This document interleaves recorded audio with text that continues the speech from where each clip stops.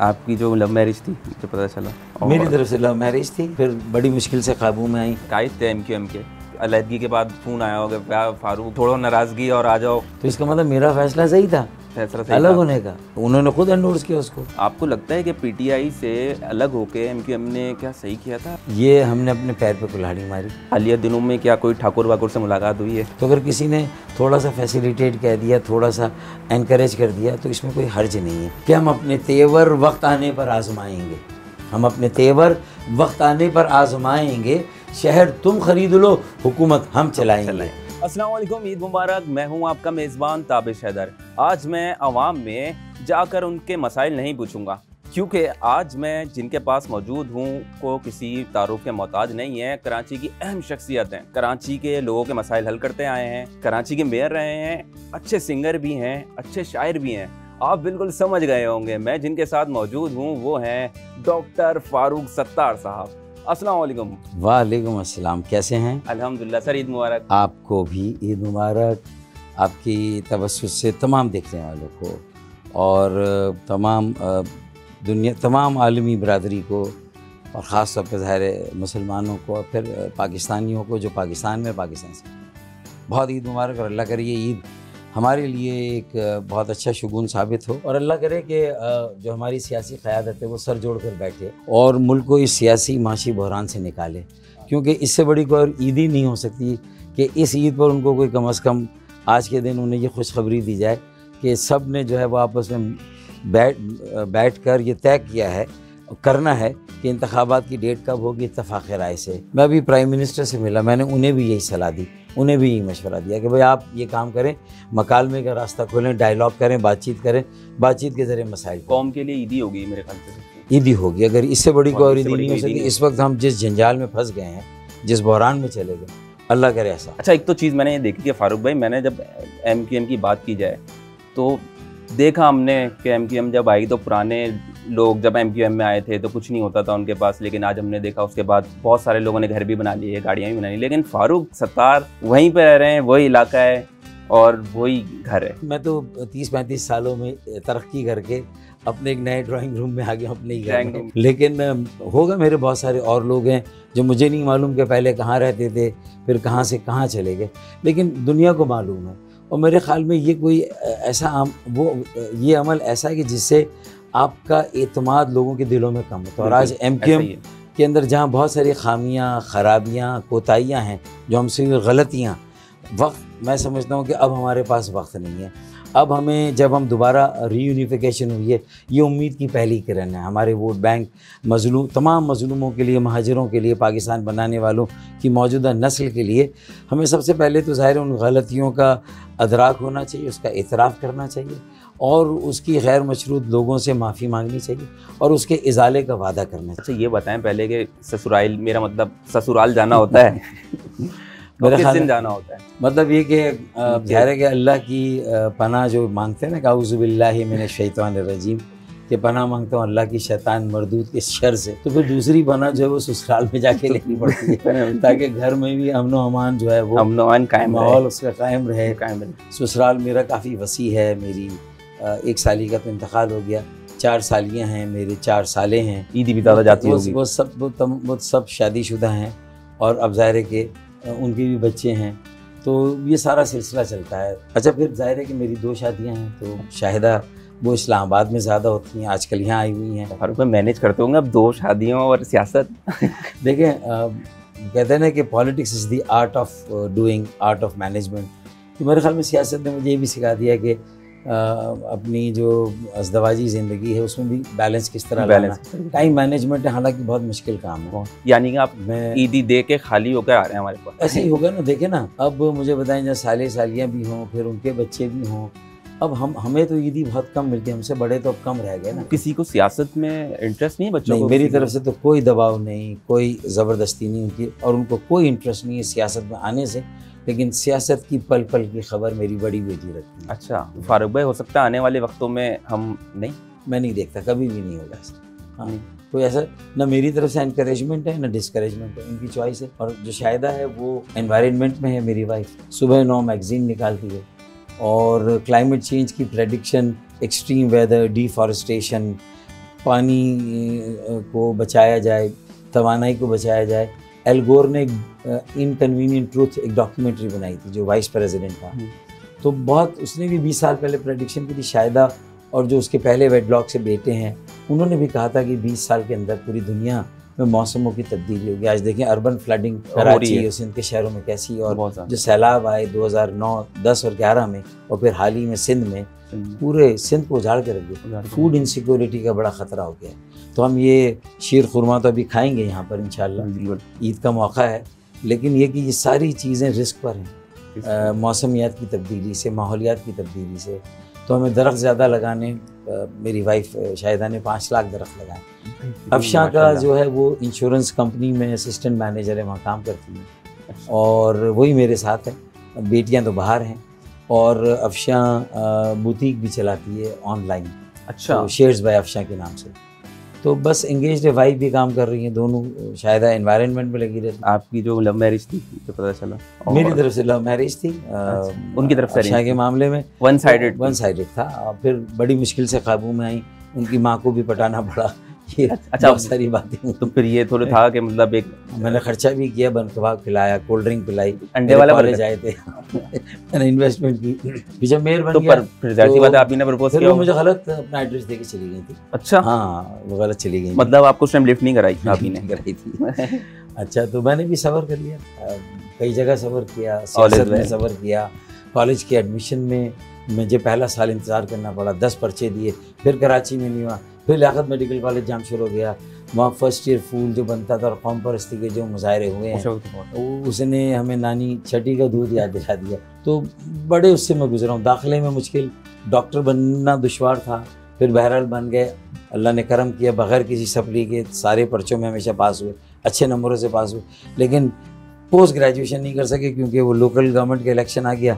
तो बस फिर काउंसलर बने और पार्टी ने मेयर बना दिया। जब जेलों में जाना हुआ, जब विक्टिमाइजेशन हुई, जब मुखालफिन को पाबंद सलासिल किया जाता था, तो फिर सारे शीर खून में यहीं रह जाते थे जेलों। कितना टाइम रहे आप जेल में? 5 साल, 2 वक्तों में मिला के 3 साल। अच्छा, मैंने सुना था, आपने एक इंटरव्यू में बताया था कि आपको एक कोली में रखा जाता था। वो मुशर्रफ साहब के ज़माने में इवन हैंडेड अपने अकाउंटेबिलिटी को बताने के लिए कि हम सब के साथ बराबर का सलूक करें, तो मेरे ख़िलाफ़ एक ज़बरदस्ती का केस बना था। ऑक्ट्रॉय में कुछ थोड़ा सा फ़ायदा हो गया था ठेकेदार। तो बहरहाल फिर मुझे 3 महीने के लिए अटक के ले गए थे, और वहाँ मुझे जिंदान खाने में रखा था। जिंदान में समझ गया, छोटा सा, रोशनी भी नहीं आ रही थी। 6x4 का सेल था, और इतनी सर्दी थी कि नीचे 6 कंबल थे, ऊपर 6 कंबल। फिर कुरान शरीफ भी मुझे 3 दिन के बाद दिया गया, फिर मुझे कागज़ कलम 5 दिन के बाद दिया गया, और फिर जो दरवाज़ा था वो भी ग्रिल नहीं थी, सी थ्रू नहीं थी, वो भी एक लोहे का दरवाज़ा था। फारूक भाई, आज ना कराची वालों को कुछ बहुत सारे सवाल भी लाया हूँ चटपटे से। लोग कहते हैं, जैसे मैं आवाम पूछता हूँ, हम लोग MGM को जम किया गया है, करवाया गया है, इस तरीके की बातें सुनने में आती थी हमें। फारूक भाई, ऐसा हुआ है कि हालिया दिनों में क्या कोई ठाकुर वाकुर से मुलाकात हुई है? देखें, MQM की तकसीम में भी फिर किसी का हाथ था। और अगर तकसीम में हाथ था, तो मिलाने में भी अगर हाथ है, तो मतलब है कि जो चीज़ अच्छे के लिए अगर हो रही है, तो अगर मेरी भी सुनने में आता है, लोग मुझसे ये सवाल करते हैं, तो मेरी नज़र में इस सवाल की अहमियत नहीं है। सही है। बात यह है कि किसी का भी हाथ अगर कौमी ज़रूरत है, कौमी मफाद में, कराची की तकसीम और इंतशार, वो यहाँ के अमन के लिए ज़हर कातिल, और यहाँ का अमन और इस्तेहकाम ख़राब हो तो पूरे मुल्क को नुकसान हो।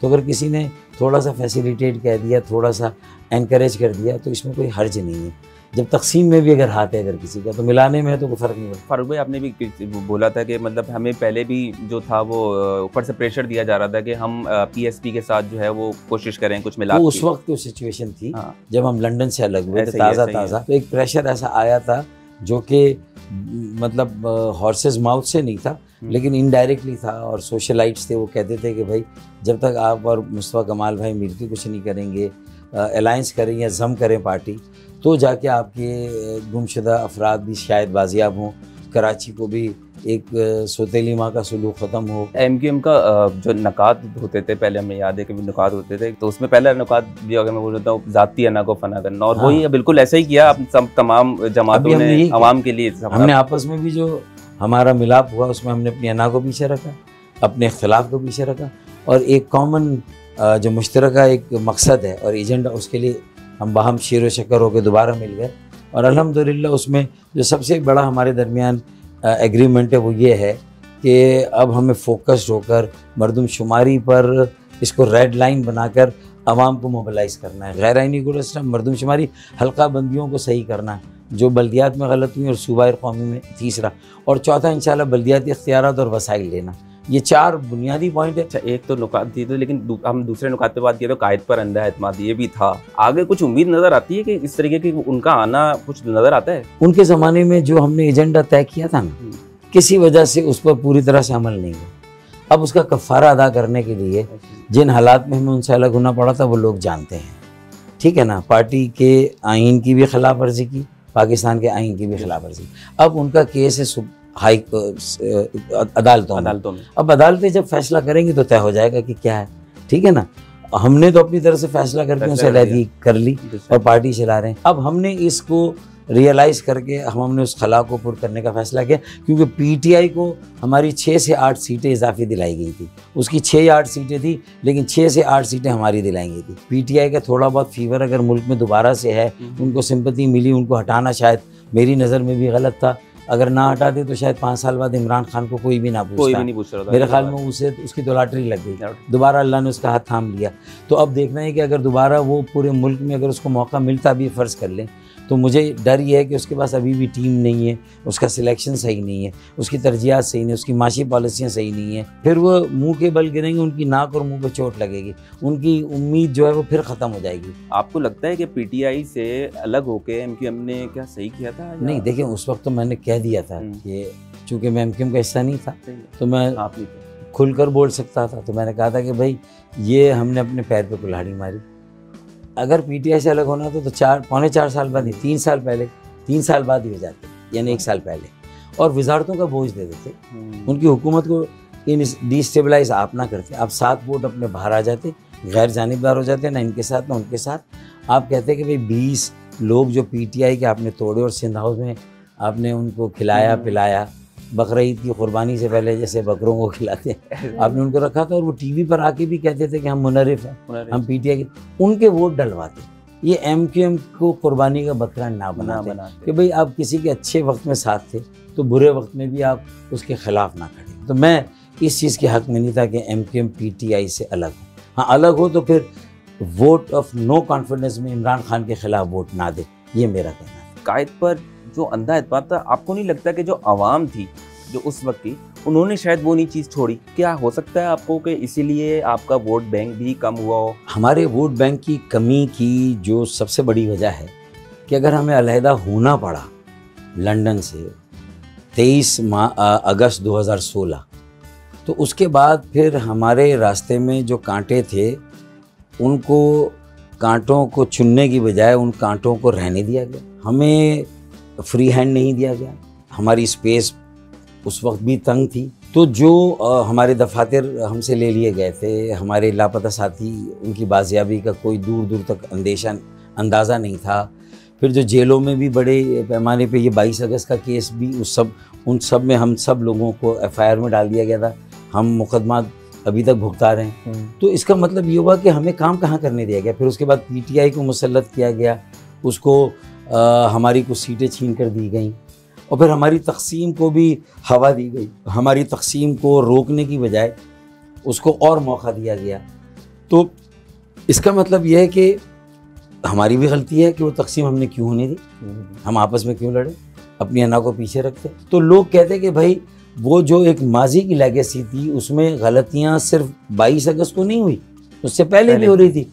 बोंगियाँ मारी जा रही थी, बहुत भंड किए जा रहे थे, और बहुत सारी ऐसी बातें की जा रही थी कि वो आप फैमिली के सामने वो नहीं हो सकती थी ना भाई। तो जब ये सूरत हो तो फिर उसके, और फिर हम मोदी सरकार की बात करें, हम रॉ की बात करें, पब्लिक के सामने हम ये सारी बातें कर रहे हैं, फिर मुल्क के खिलाफ नारे लगा दें, तो भाई हमारा वोट बैंक तो जो एमक्यूएम के कायद बानी थे अल्ताफ़ हुसैन, उनके ज़माने में ख़त्म होना शुरू हो गया था। और ये 22 अगस्त का जो नारे लगा दिए वो भी पता नहीं किसने प्रोवोक किया, और आपने नारा लगा दिया और मुल्क के ख़िलाफ़ सारी ये बातें कर दी।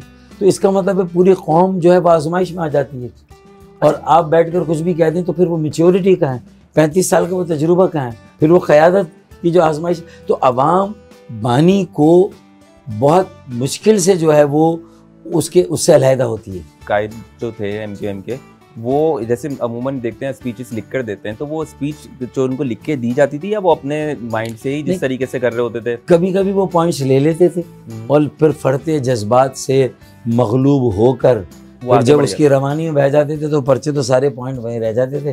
फिर उसके बाद वो होते थे और उनका गुस्सा होता था, टेलीफोन होता और वो चाहे किसी पर भी निकले ये बिल्कुल बिल्कुल ऐसा ही होगा। जनरलों पर निकले, अफवाज पाकिस्तान पर निकले और फिर कारकुनान पर निकले, वो बहरहाल जो चाहे कहते थे ना। तो मेरे ख्याल में उस चीज़ में भी बहुत ज़्यादा हो गया था वो भी। अच्छा फारूक भाई, एक दो जैसे जो कायद थे MQM के, उनसे आपकी दोस्ती भी रही है बड़ी अच्छी और एक साथ गुजरा, साथ पढ़ा लिखा, APN से बुरा हो रहा। तो कभी ऐसा हुआ कि वहाँ पे इस अलहदगी के बाद फ़ोन आया होगा, क्या फारूक क्या कर रहे हो यार तुम्हें मेरे पास, इस तरीके से तो छोड़ो नाराज़गी और आ जाओ जम कर लेते हैं दोबारा, इस तरीके से कोई बात हुई? नहीं, देखिए कोई कोशिश भी नहीं हुई कभी किसी की तरफ? जो कुछ कराची प्रेस क्लब पे हुआ था 22 अगस्त को, वो ज़ाहिर पूरे मुल्क ने देखा था और सभी काफ़ी अफसोस मल रहे थे कि ये नहीं होना चाहिए था, और हम तो सब अपने सर पकड़ के बैठे हुए थे वहाँ प्रेस क्लब पे। फिर उसके बाद सिर्फ वहीं पर उन्होंने खनात नहीं की, उसके बाद बोला कि दे मार 4:30, चलो भाई निकलो और जो मुख्तलिफ जो मीडिया हाउसेस है वहाँ चलो और वहाँ पर हिसाब किताब बराबर करो।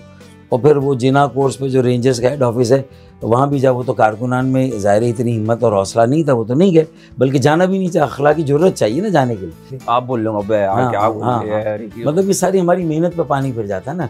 हम जो जायज़ बातों में डिफेंड करते हैं, लेकिन जब हमारी तरफ से भी गलत बात होती है कैसे डिफेंड करते हैं? ऐसे ही है, ठीक है ना। अच्छा, अब जब उन्हें भी रियलाइज़ हुआ बाद में कि भाई जब हमने ऐलान कर दिया कि हम अलग हो रहे हैं, तो 24 अगस्त की सुबह को उनकी तरफ से भी ये आया कि फारूक सत्तार ने जो फैसला किया सही है, और तमाम कारकुनान जो है वो फारूक सत्तार को ज्वाइन करें। तो 1 महीने तक उनका वो फैसला कायम रहा।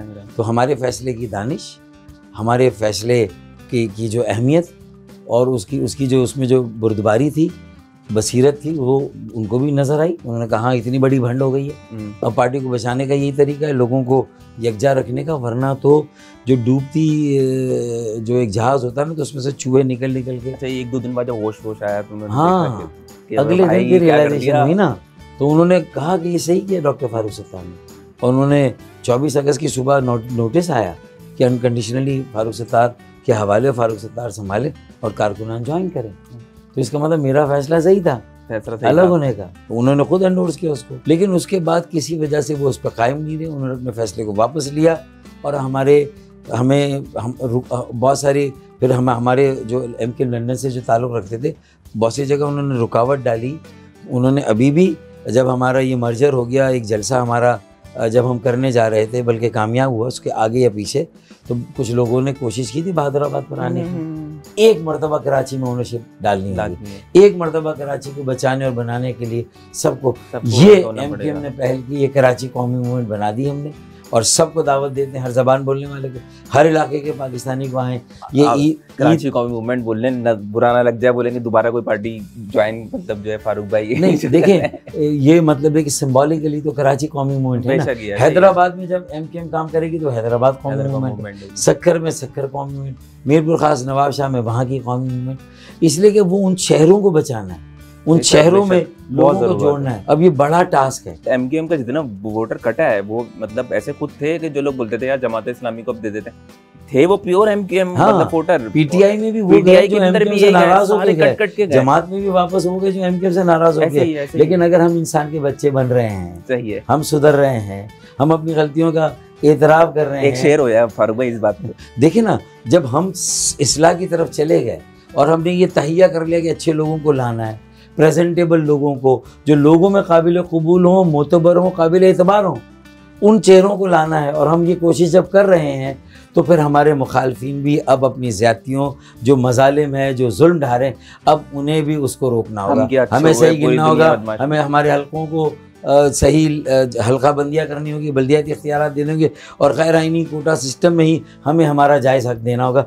अगर वो नहीं देंगे तो फिर मेरा शेर अब यह है कि हम अपने तेवर वक्त आने पर आजमाएंगे, हम अपने तेवर वक्त आने पर आजमाएंगे, शहर तुम खरीद लो, हुकूमत हम चलाएंगे। तो ये हमारा वाज़े पैगाम है कि अब तुम भी बस करो, हमसे भी जो गलतियाँ हुई हम भी बस कर रहे हैं, अच्छी सियासत को मौका दे रहे हैं। शेर व शायरी का शौक़ एक्चुअली मेरे एक दोस्त हैं डॉक्टर नूरुल अकील, पीआईबी में रहते थे। लेकिन फिर डॉक्टर जब अकील मेरे सामने बहुत ज़्यादा शेर पढ़ते थे, गज़लें बार बार दोहराते थे, तो फिर मुझे भी याद होती चली गई। मैंने जब मुझे बैतबाजी के मुकाबलों में मैं स्कूल में पोजीशन भी लेता था, और फिर मतलब एक अफशां के साथ जो है वो बातचीत थी, और उनकी अम्मा के साथ, उनकी अम्मा को भी ज़रा मैंने समझाया, तो फिर अफशां को भी कुछ शेर सुनाए और पटाया। कौन सा शेर से पटाया था? खुदा की कसम बहुत कम देखते हैं तुम्हें जिन निगाहों से हम देखते हैं। वाह। तो ये शेर, तो ये शेर बड़ा इफेक्टिव है, और इससे काम हो भाभी जाता को भी कुछ अब शेर याद हो गए होंगे इतने अरसे मेरे में? बहुत सारे अशारों पढ़ लेती है। अच्छा फारूक भाई, जैसे आप तो माशाल्लाह मेमन है, और भाभी का जो ताल्लुक है वो बिहार से कॉम्बिनेशन जो है ना वो बड़ा लीथल कॉम्बिनेशन है। तो घर में डिशेस क्या बन रही होती हैं फिर? अब मतलब ये कि थोड़ा कभी कभी माहौल कशीदा हो जाता है, लेकिन एक अंडरस्टैंडिंग है कि एक वक्त में एक नाराज़ होगा। अच्छा। मैं होऊंगा तो वो मुझे मना लेगी, और वो नाराज़ हो तो मैं मनाऊं, तो ये हमने रखा है सिलसिला। और ज़्यादा वो नाराज़ होती है इसलिए मुझे ज़्यादा मनाना पड़ता है। वो तो फिर हस्बैंड, और मुझे कम नाराज़ होने का मौका ही कम मिलता है। कम मिलता है। आप खुद कभी कुकिंग वगैरह करते हैं? अंडा बनाता हूँ, वरना बातें बनाता हूँ, चाय बनाता हूँ और बातें बनाता हूँ। MQM का जो दौर था, स्वीट क्राइम नहीं था, कुछ भी था यार, MQM के दौर में ये चीज़ नहीं थी। MQM वालों को स्नैच करने की ज़रूरत क्या है, वो लोगों से कहते थे, वो खुद 9-0 पर पहुँचा देते थे। एक गेम की तरफ थोड़ा सा जाया जाए, इमरान खान थोड़ी सी ईगो ज़्यादा है, एरोगेंस थोड़ी ज़्यादा है। अल्ताफ हुसैन अपने आशियाँ को खुद अपने हाथों से जो है वो ख़राब किया। तो मैं नाराज़ हुआ था और मैंने मना किया था, मुझे फ़ोन आ रहे थे, मैं फ़ोन नहीं उठा रहा था लंदन से, और मैं कह रहा था अब हम 9-0 नहीं आएंगे। तो जो ये दोहरा सलूक और दोहरा मयार है ना, उसमें फिर ये कहते हैं कि ताड़ा कुत्ता टॉमी और साड़ा कुत्ता कुत्ता, तो ये नाइंसाफी ये दोहरा मयार हो गया। सलूक एक जैसा होना चाहिए। मेरे कुत्ते को भी अगर ये एहसास हो गया कि वो कमतर है और वो बुलडॉग बन गया, भाई वो टॉमी तो नहीं बनेगा। मजीद न्यूज अपडेट्स और डिजिटल स्टोरीज के लिए सब्सक्राइब करें डॉन न्यूज पाकिस्तान।